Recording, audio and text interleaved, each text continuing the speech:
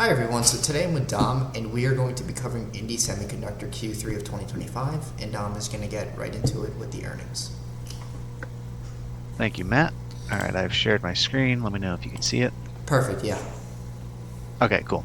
So Q3 for them has been a little bit of a mixed bag. So some positive, some negative. So a couple highlights I want to go over real quick. First up is revenue. Revenue is 53.7 million for Q3. It is in line with outlook, so nothing worse, nothing better, but right about what they were predicting. They did have an operating loss of 11.3 million for Q3 2025, but it is better than the previous quarter and from a year ago. So again, good to see. Unfortunately, they have a net loss of 13.3 million for Q3, so not the greatest. Right. Loss per share, so about 7 cents down essentially for Q3 2025. Again, not the greatest. Total cash is also down. It says it was at 171.2 million at the end of Q3 2025, which is down 31.7 million from last quarter. So again, bit of a mixed bag, some good, some bad. Positive again, strategic backlog is up 7.4 billion from 7.1. So that's kind of just like contracts for the future and things like that. So they have more money kind of secured coming in, more or less. Um, Let me see. Anything else on the top portion? Not necessarily. Yeah, I think And you're then I good. wanted to point out a little bit about talk about positive and negatives in this article about them. More or less, a lot of this is just a recap from what I already mentioned.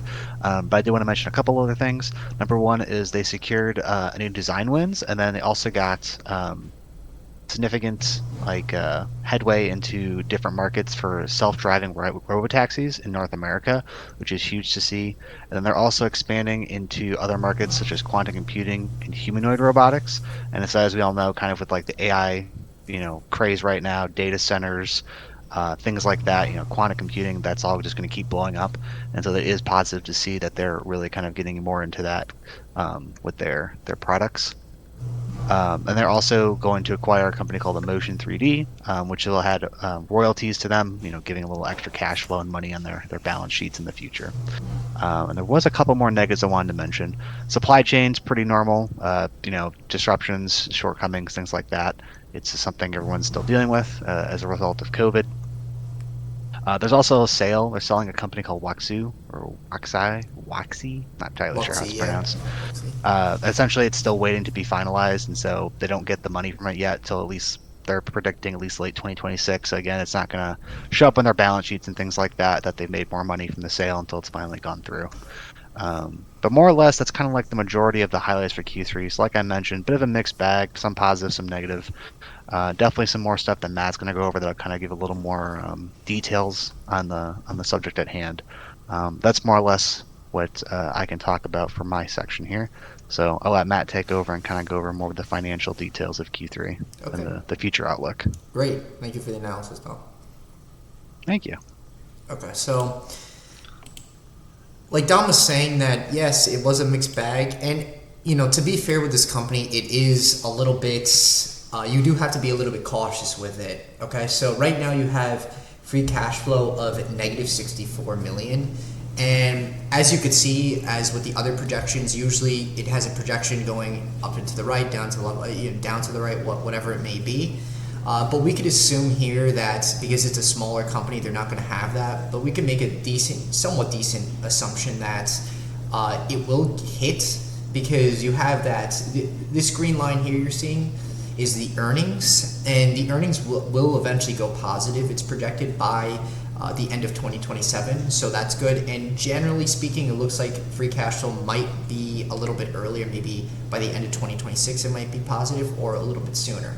And you could see here that currently this is probably one of the better times. This is actually the best free cash flow has been since the tracking of the company since 2022. Before it was negative 83 million, and now it is negative 64 million. So it's definitely getting reduced, and I think eventually it will soon be positive when they hit that strategic backlog growth contracts, which are very important to note with the company. That's why they always have it in the analyst reports. Now, if we check the financial health, it's not that great. To be fair, it's like I would say it's moderate. It's very okay. So you're gonna have a lot of debt just naturally because of the industry that they're in. Semiconductors generally have a lot of debt. usually, and you're gonna have more equity, and cash is declining a little bit. I don't think this is too much to be cautious about. You just have to be aware of it. I've seen a lot worse with other companies, so I would say this is like a moderate, pretty like average thing to see. Now, if we see my DCF, well, this is Wall Street forecast. Wall Street forecast is going to say that it's 16% overvalued. If we check historical growth, however, historical growth is going to come at 90% undervalued. 90. I mean, I'm assuming that they're including the backlog growth. That's why the growth is so high, but that's incredible. And lastly, if we check Tipranks, Tipranks is going to quickly say it's a strong buy. I'm going to keep reloading this. It's a strong buy with about 47% upside, I believe. Yeah, 49% upside. So it looks good. It's still, I would say, fairly undervalued based on this, because if you think it's going to be 90% undervalued, like it is right now, then it's definitely looking decent. And keep in mind, though, this is obviously a risky company because they're not free cash flow positive yet. So, just have that in the mind. But other than that, we'll definitely cover for Q4. Dom, was there anything you wanted to add?